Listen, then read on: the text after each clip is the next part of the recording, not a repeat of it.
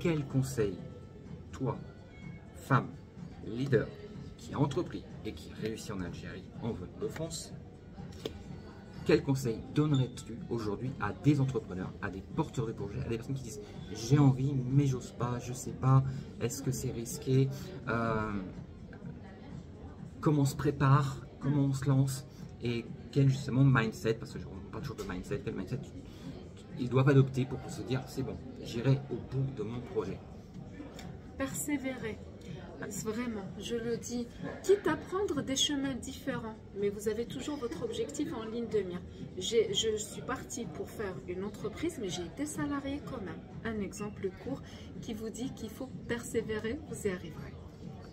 Magnifique. Persévérance. Et c'est marrant parce qu'en fait, on ne s'est pas parlé avant, juste de ce sujet généraliste. Mais vous connaissez, mais pour moi, les trois choses pour réussir en Algérie, c'est patience, motivation, persévérance. PMP. Sans ça, ça va pas. On n'ira pas. Et donc, elle a décidé. Attends, si j'ai une petite question quand même pour finir. Dis-moi.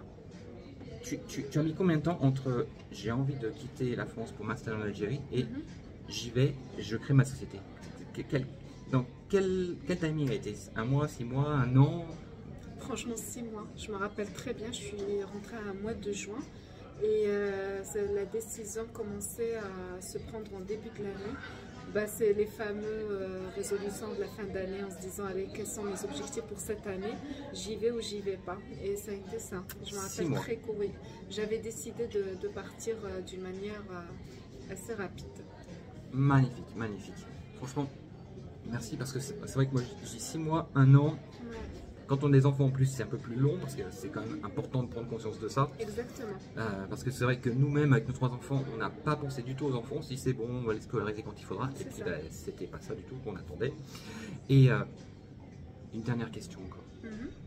Parce que j'ai beaucoup de personnes qui me disent les femmes en Algérie, elles peuvent pas réussir. Les femmes en Algérie, c'est trop compliqué. C'est un monde que pour les hommes. On va les dénigrer et en fait, elles n'ont pas de support, elles ne sont pas écoutées. Qu'est-ce que tu penses de ces choses en tant que femme en Algérie? La compétence et le professionnalisme font de vous vos atouts. Restez professionnelle et compétente, maîtrisez ce que vous faites et vous ne pouvez qu'être respectée et accéder de manière transparente et limpide à vos objectifs. Franchement, je ne me suis jamais sentie mise à l'écart par rapport au fait d'être femme.